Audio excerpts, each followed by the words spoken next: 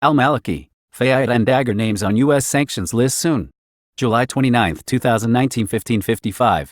According to informed sources, on Monday, that the big political figures Stalha new U.S. sanctions, including the leader of a coalition of state law, Nouri al-Maliki, the head of the Popular Crowd, Falih al-Fayad, as well as the Arab Project leader in Iraq Khamis Dagher.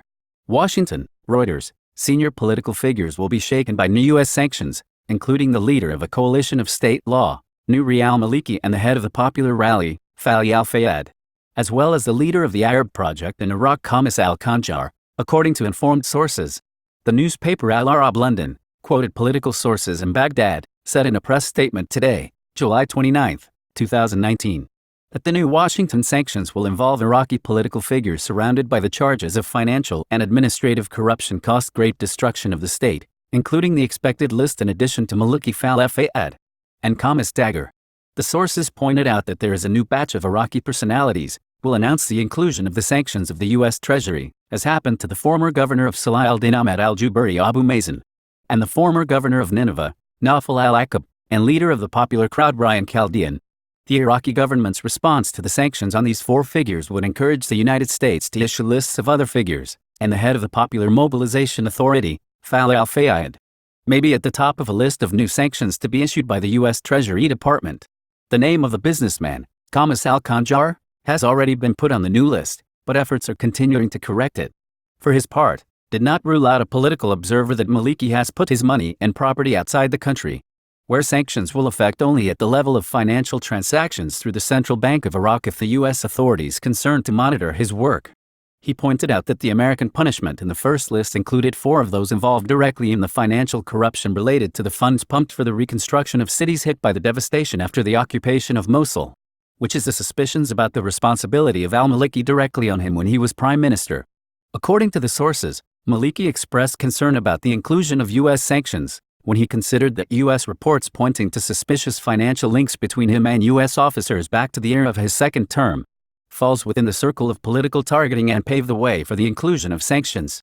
The repeated publication of U.S. reports of accusations against him of corruption, in close timing, is aimed at implicating Iraqi national figures with the U.S. sanctions file, which appears to be based on the principle of monopoly of power and the imposition of international tutelage on governments and independent political figures.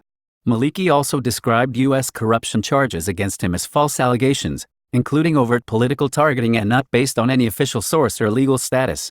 The U.S. Daily Past published earlier the results of an investigation into the large financial commissions received by Nouri al-Maliki, personally and some of his closest aides, to facilitate the acquisition of an American company managed by retired General Frank Helmick, preferential contracts in 4 military sites in the country. Iraqi intelligence service, Baghdadi in Syria is still in force despite paralysis in the limbs. July 29, 2019, 1640. Announced the head of the Iraqi cell Hawks intelligence, Abu Ali Basri, the leader of the Daesh Abu Bakr al-Baghdadi is in Syria still has significant influence within the organization, in spite of his health problems. The intelligence official said in an interview with Al-Sabah on Sunday that al-Baghdadi, after the liquidation of the leaders of his organization and the military setback of the Daesh in Syria and Iraq, faced a serious threat by his Arab and foreign collaborators, but gave a high priority to address the intelligence breakthroughs keeping its organization of divisions.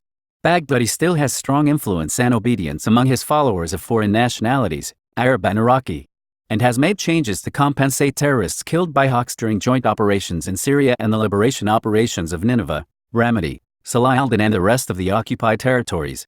Al-Basri confirmed that al-Baghdadi suffers from a disability and paralysis in his limbs after being hit in the spine by shrapnel from a missile during an operation carried out by the Hawk cell in coordination with the Iraqi Air Force to target the organization's leaders. Meeting in Syria's rural suburb of Deir al-Zor before its liberation in 2018.